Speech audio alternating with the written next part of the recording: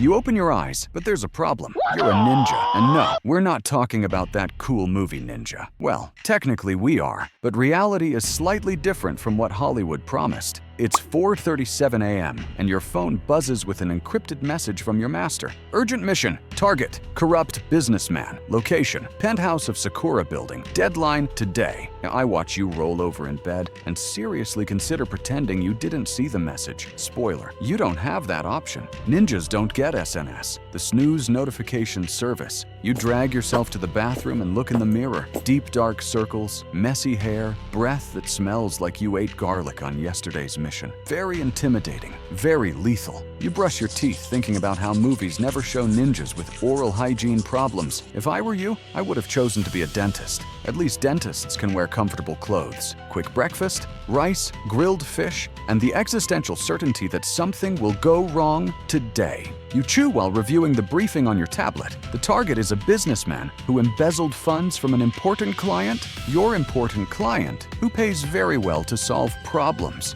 The plan is simple: silent infiltration, discreet neutralization, clean extraction. I conclude my analysis of the plan with an observation. When something seems too simple, it usually is. You go to the closet and pull out your work uniform, complete black outfit, mask, gloves, boots with special rubber soles. All very stylish, all very cinematic. All made of synthetic material that doesn't breathe. You put on the first layer and already feel the heat starting to accumulate. It's 5:15 a.m. and it's already 82 degrees outside. I have to interrupt to observe that Hollywood filmed all those ninja scenes at night, right?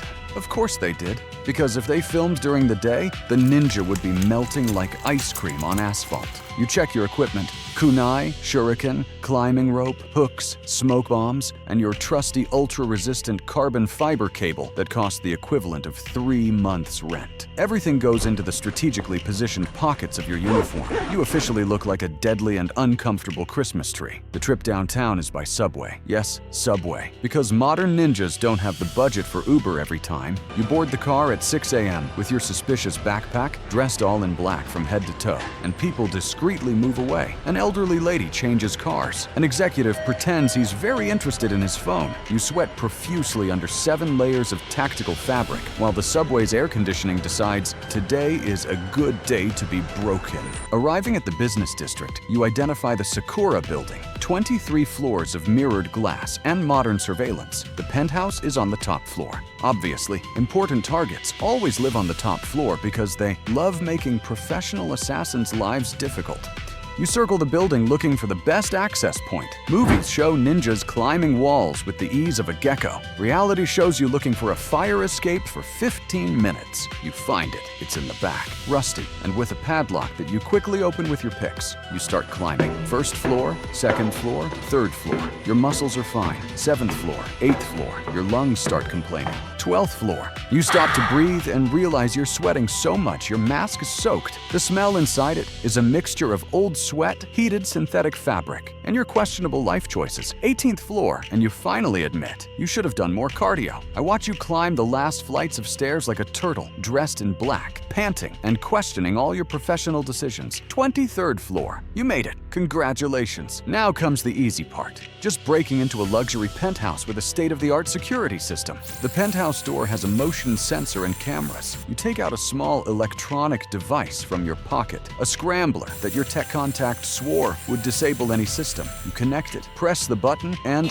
nothing happens. You press again. Nothing. I have to interrupt here to observe that foolproof is an expression engineers use to describe things that will fail at the worst possible moment. Plan B. You grab your climbing rope, attach the hook to the roof edge, and decide to access through the side window. You swing Spider-Man style. If Spider-Man had a fear of heights and excessive sweating problems, the window is ajar. A miracle. You hang with one hand, use the other to open the window more, and the rope breaks. Not completely, but enough for you to plummet the last 2 meters and land with a dull thud on the beige carpet of the living room. You stay still for 3 seconds, assessing if you broke anything important. Answer: you didn't, but your dignity is severely bruised. I watch you slowly get up, making a wet Velcro sound because of the sweat accumulated in your uniform. The room is luxurious. Italian leather sofa, 80-inch TV, panoramic city view. You move silently toward the master bedroom, each step calculated, each movement measured. You slowly open the door and see your target sleeping soundly in a king-size bed with 1,000-thread Egyptian sheets. You approach. 3 meters, 2 meters, 1 meter. Your stomach growls, not a discreet growl, a guttural, deep growl that echoes through the silent room like intestinal thunder. The businessman wakes up immediately, eyes wide, seeing a figure all in black beside the bed. He screams. You panic. He rolls to the side and falls off the bed. You try to catch him, but slip on the Persian rug because your ninja boots are soaked with sweat. You both fall in a tangle of limbs and tactical fabric. He punches you in the nose. You feel blood trickling but can't take off the mask. You try to immobilize him, but he's surprisingly strong for a 50-year-old businessman. You roll on the floor like 2 clumsy seals fighting over a fish. He grabs a crystal lamp and tries to hit your head. You dodge, and the lamp shatters on the wall. Finally, you manage to apply an arm lock and knock him out with a precise strike to the carotid. He passes out. You stay there, panting, sweaty, bleeding, smelling like an abandoned gym, looking at the chaos around you. The discreet mission left a trail of destruction worthy of a 5th-rate action movie. You drag the body to the living room chair because your client wants it to look like he took too many pills there, and tie him up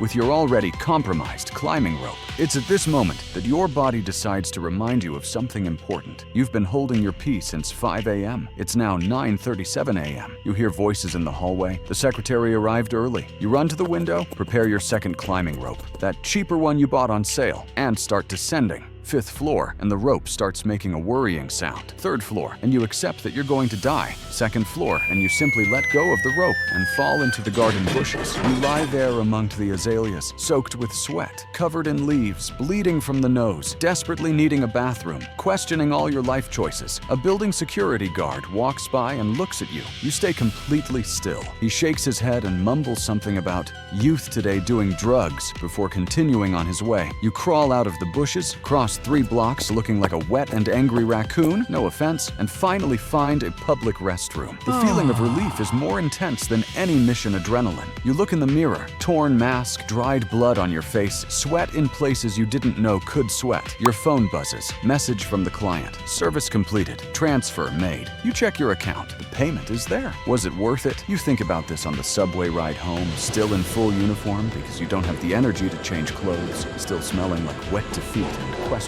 choices. 4 p.m. and you finally get home. You take off the uniform piece by piece, a process that takes 20 minutes and many creative curse words. You throw everything in the washing machine on hospital disinfection cycle. You take the longest shower of your life. The water running down is brown with dirt, red with blood, and clear with existential tears. You order food by app because cooking is out of the question. You eat in silence watching a Hollywood ninja movie where the protagonist climbs buildings without sweating, fights 15 guards without getting tired, and never ever needs to use the bathroom. You chew your instant noodles and laugh bitterly. 9:30 p.m. and your body finally stops shaking. You drag yourself to bed, every muscle screaming, every joint complaining. You lie in the darkness and think, at least tomorrow there's no mission. Your phone buzzes. Message from master. Urgent mission. Tomorrow, 5 a.m. Target, corrupt politician. Location, 25th floor. You stare at the ceiling and accept your fate. I conclude by observing that you chose a profession where the dress code is to slowly suffocate. The office is in places with too many stairs, and the health insurance doesn't cover psychological trauma from broken ropes. But hey, at least you have those cool shuriken that never hit anything. Or you close your eyes. Tomorrow, it all starts again. And tomorrow, you promise yourself you'll finally buy that expensive climbing rope. Spoiler, you won't.